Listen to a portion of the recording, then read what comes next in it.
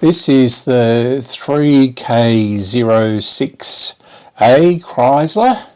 So this is a Kriesler cabinet. They made, this was pretty much a generic cabinet, and many manufacturers used it during the war and post-war, Second World War.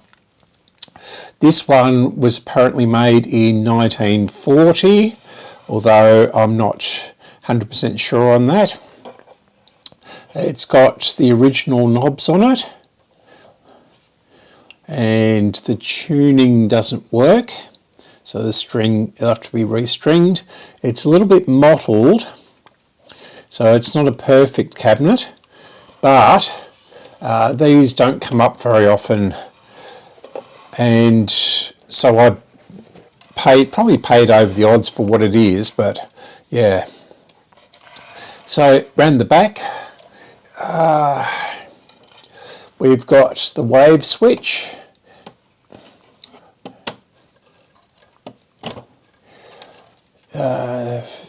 Yeah, so this doesn't look like it's been really touched all that much, although I can see a screw down there which looks newer than other ones, but it does match up with the other ones, holding the speaker in place. Looks like fairly complicated set to repair. This is not the original cord. It's got electrical tape all over the cord there, so there must be a joint in there, or someone's put it there for heat shielding. So this will be quite an interesting set to repair. You can see down the side there, I don't know, probably on the camera you can see it, but down the side there it's quite mottled. It's been in the sun or something like that. This side's a bit better, but it's still faded on there. But this will clean up quite well. It's missing its front piece of plastic over the dial scale. But other than that, it seems to be in fairly good condition. So, I haven't looked for a schematic. I know there's one on Radio Museum. I'll have to look on Kevin Chant's website. Yeah, it's serial number 8288, whatever that means. I've got it plugged into the dim bulb and the isolation transformer. So here we go.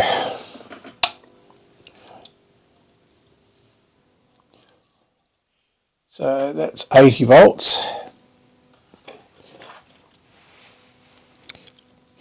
Now I'm assuming this is an antenna and this is the earth, but this has been stripped quite a lot.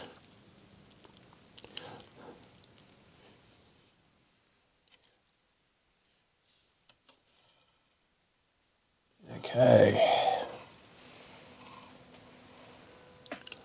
Nothing yet.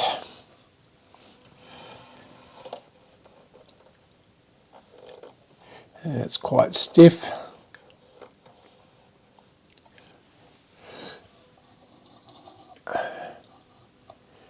So this is 180.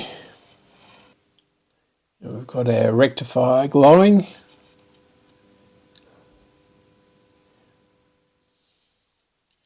Quite dusty, I can smell the dust burning off. The dim bulb is just glowing, so I'll bring it up to 200. It's humming away.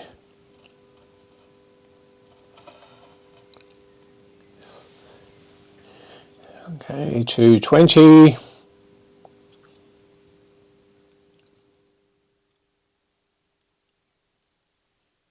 30. Okay, we'll leave it there.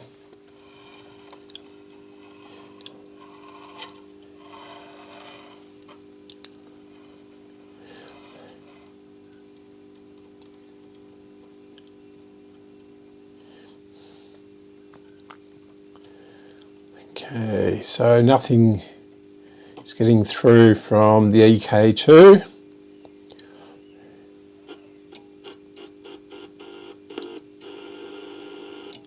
Okay, so we have signal there. Nothing on the antenna. Okay, so now we're on broadcast.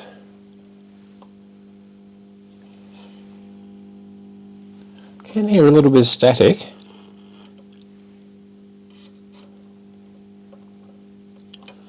I did.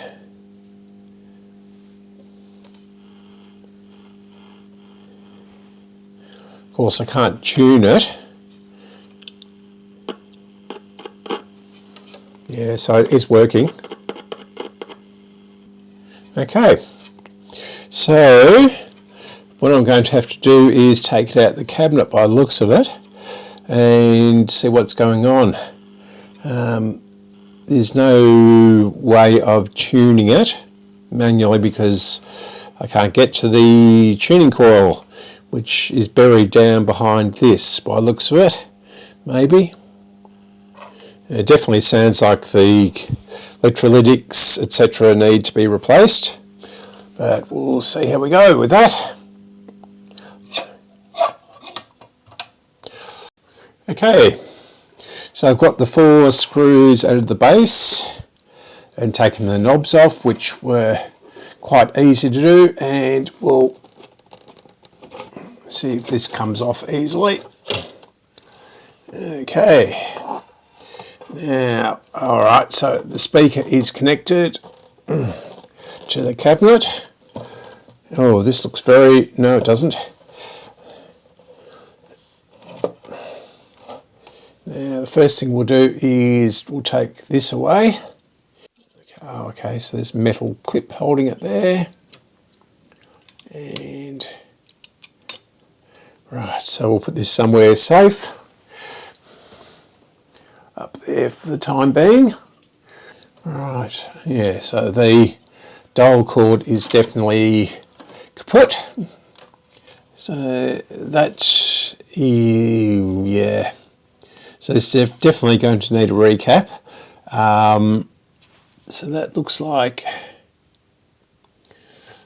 God knows what that is.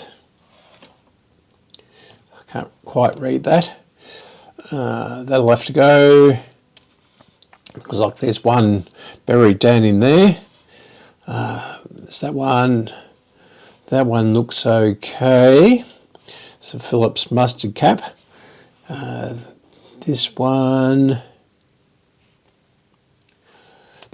and this one. There's another one buried down in there, and there's one over there. Now that one's going to be particularly hard to get to, as is this one. I don't know about this one. Is this frame, although that comes off quite easily. Looks like there's just 2 screws holding that piece in, and probably the same on the other end. Yep, just see that. So I'm not sure what that's doing. So it's coming into the transformer, so I'm not going to mess with that. And it's got tape on the speaker, so it must have a hole in it there. Alright, we'll fire it up again and see if we can tune any stations in on it. So I'll just reconnect the aerial. Okay, so there's a big capacitor up here and another one over the other side. They'll have to be replaced. So they're looking pretty bad. No, nothing at the moment.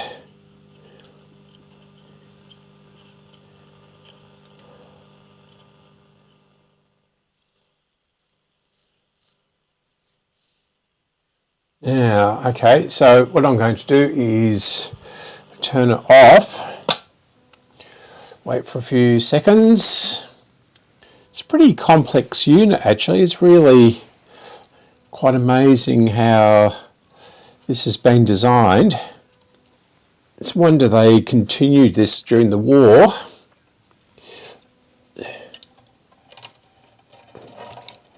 So what I'll do is I'll bring it up like this and we'll try the band switch. Might be, pretty sure it's labelled correctly, but so the other one was definitely broadcast and this one is shortwave. And there's nothing on this. The tuning gang looks pretty disgusting. What I'll do is I'll turn the lights off.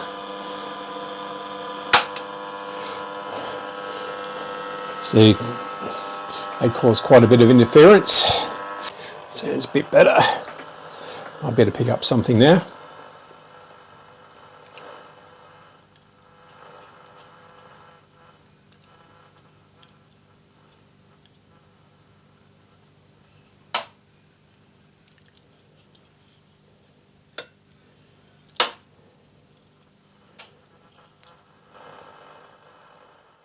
No.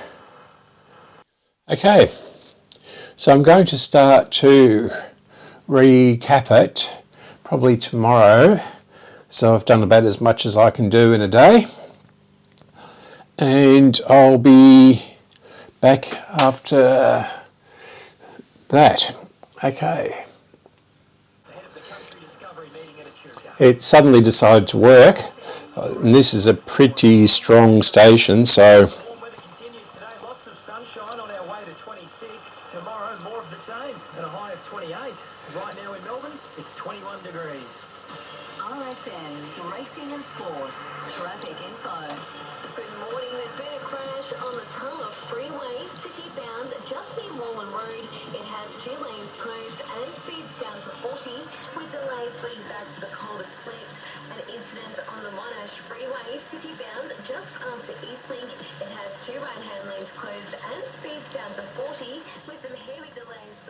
so this is the finished result a week later, as I can only do so much at a time, but this is just hanging in the air. It's been cut off down the bottom there. I don't know what that is doing, so I will remove that. There's also a wire up here which is not connected to anything. And there was another one too which I couldn't find the other end of, or wasn't connected to the anything. Yes, so the EK2, which is up here, is not working very well at all. I've tested it and it's not even okay. It's in the replace range. So until I get one of those, I really can't go much further with this. Although I will string it. So I've taken this off and I don't know what value it is. It does have moulding marks where the values normally sit, but you know, I don't know, it just seems to be a nothing capacitor. It seems to work without it, amplification stage at least. I'll show you the EK2.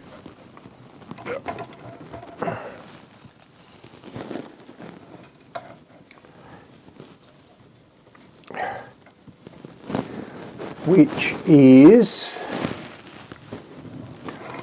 this over here, which is down here. So you just don't get anything with it. this is, I don't know, God knows what this was. It seems to be the earth, but it's got something cut off on it, and the big lump of solder on it. So I don't know what that was. Now this, I don't know what it was. It's got a lump of solder on it and a bit of wire sticking out of it. I thought it was the earth, but it may not be. I can't find a proper circuit diagram for this one. The closest I can find is this 306A, and that's what comes up on Radio Museum when you type in 3K06A. So this is probably a variation on that. So I'll switch it on and we'll have a little bit of a play. I think I'll need to replace the capacitors up here,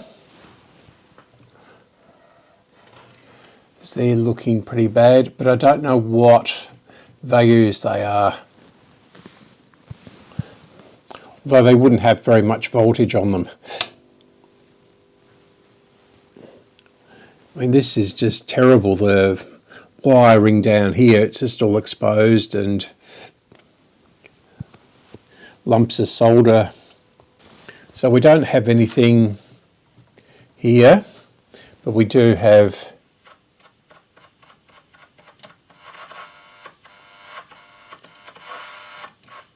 quite good sound there.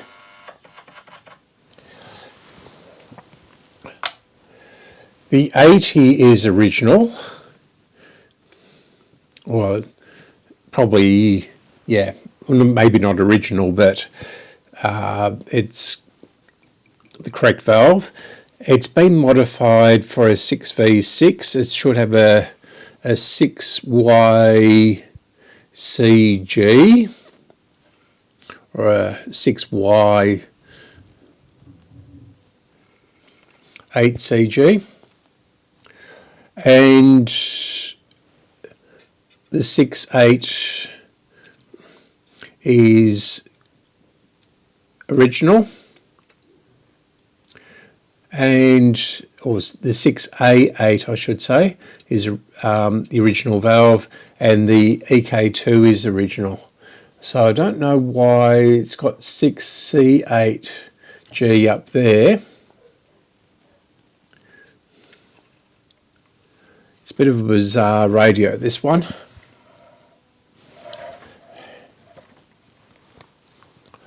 And I don't know quite what to do with this power cord, because it's really, really complicated, or really, really tightly packed inside it. And you can see the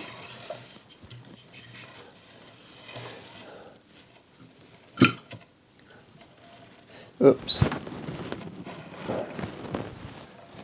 So you can see the cord, the mess here.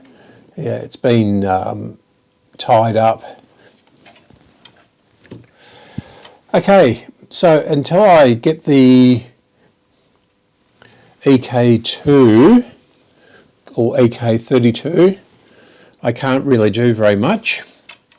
And I really don't know what these values are on that and the shortwave one over the other side.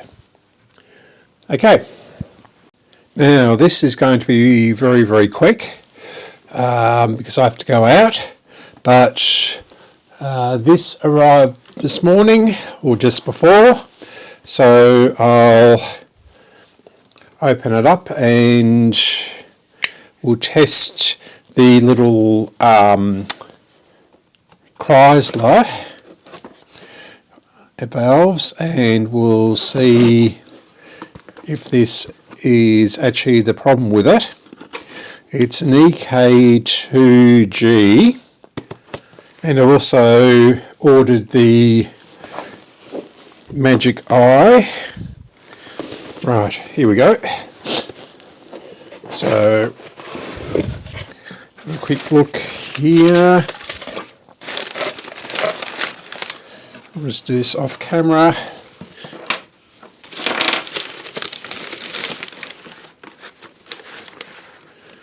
Okay. So here's the 6U5 magic eye, which apparently is really, really bright.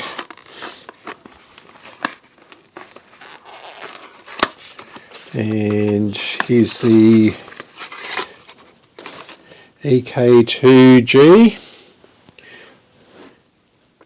So I'll take this one out.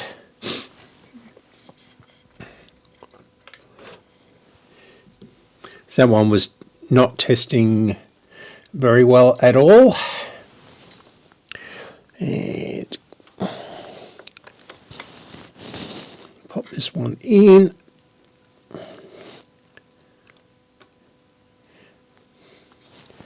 And we'll turn it on. I bought some new globes so we can see if that's doing what it's supposed to do. And I've got the rectifier. It's only on 190 volts. So I'll bring it up to 230. And I can already hear it.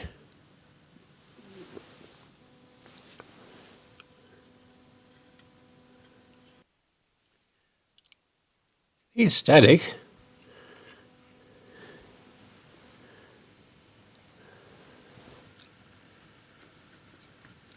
Still no.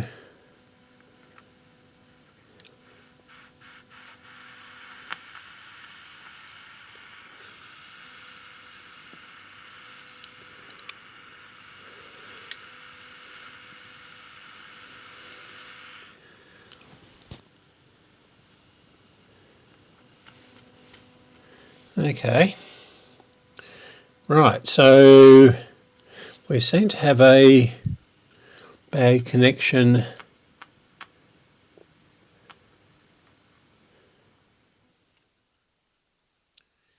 down here somewhere.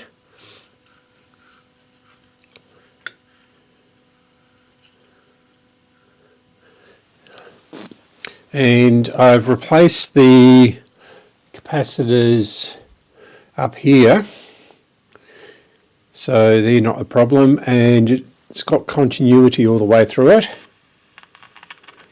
I suspect the switch is dirty or something. Rightio, I have to go, and I'll do this when I get back. I think I've worked out the problem. If I turn it on, apart from the fact it motorboats a little bit as it warms up. Don't know what that's about. And that might be able to fix things. Yeah, there goes the motorboating and it stops.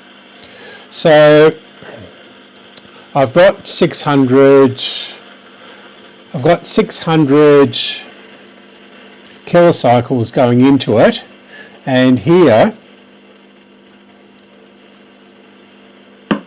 now it would help. Oh no. So we've got a signal there, and this is on the minimum,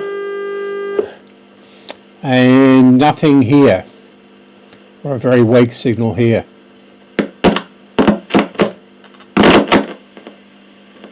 So that suggests to me that there is something wrong in here.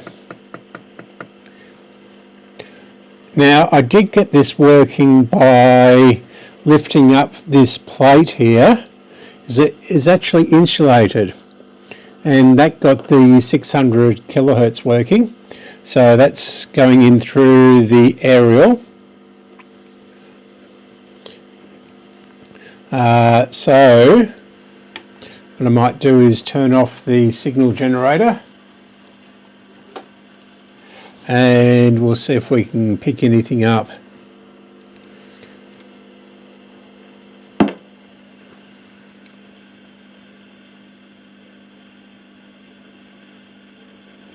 Yep, I can just about hear a station there.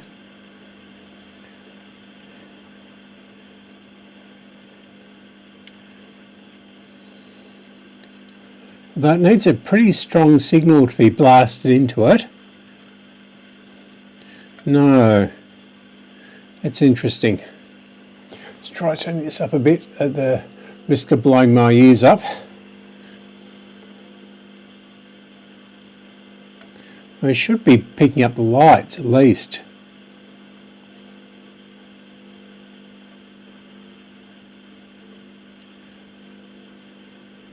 No, nothing. I'll put this on to RF.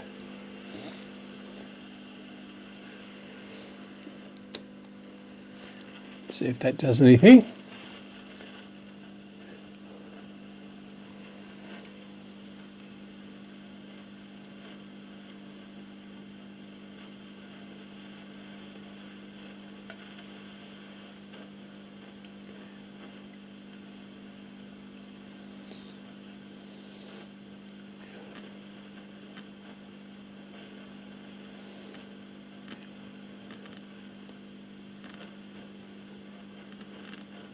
I'm getting a crackle through the speaker as I tune it.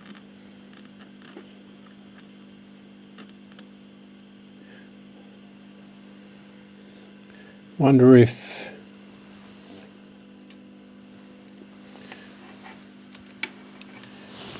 banging the desk was doing something too.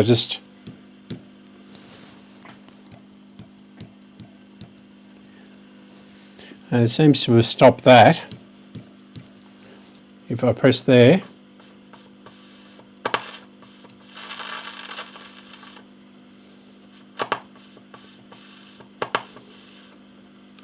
so I do get a signal through.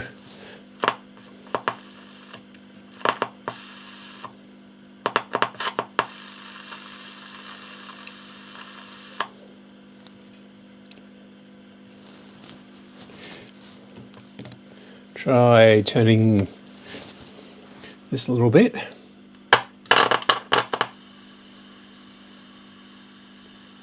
Don't tell me this is it, no.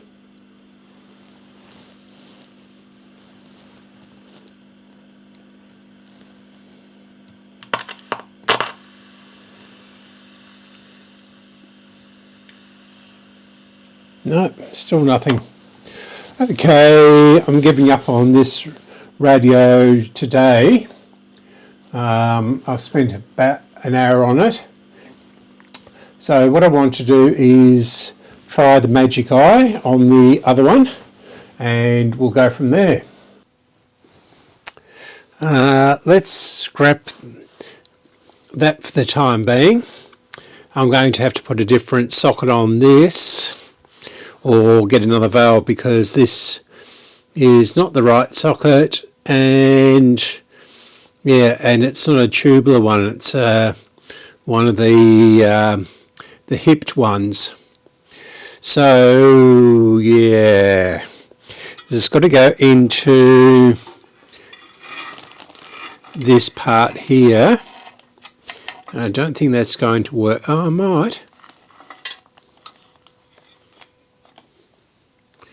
might be able to get that into there.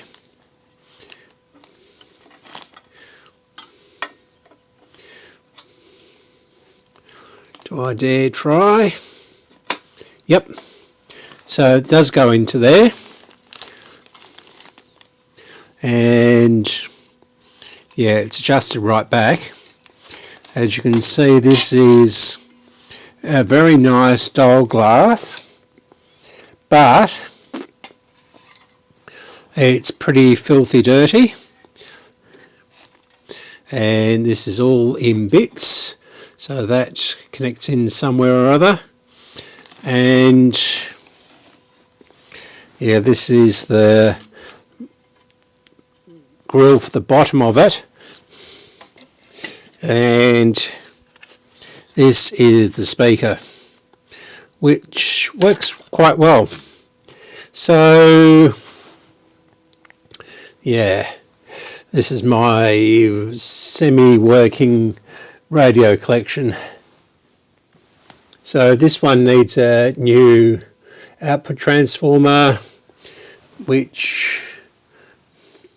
and this one down here, which is a Stromberg-Carlson. That, I don't know whether you can read that. No, this is very distorted. It's got a brand new 6M5 in it, but that didn't fix the distortion.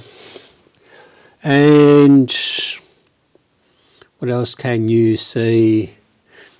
So down here is a Ewer tape recorder, National Panasonic, very early radio cassette. I think that's probably the second model. Then a National reel-to-reel portable thing. Another radio cassette down there, it looks like a National. A Sony little reel-to-reel tape recorder. And up here is a Sony radio cassette, which works brilliantly, but I've got to 3D print and unhook this part here, because this part here, because this is broken off, and I did stick a piece of doweling in there, but it's worn off, so there's quite a bit of tension on that. Kriesler and Iowa stereo cassette recorder, or radio cassette. And yes, the other day I saw Iowa branded TVs, soundbars, set-top boxes, but they were all really, really cheap. It was in a cheap store called Target. So they must have sold the brand off. So I'm sure Iowa was bought by Sony at some stage, and then slowly sold, discontinued, or in Australia at least. Okay, so that'll be it for now. Not very productive, really, but yeah. So we'll get back into the proper videos in a week or two, and yeah, so bye for now.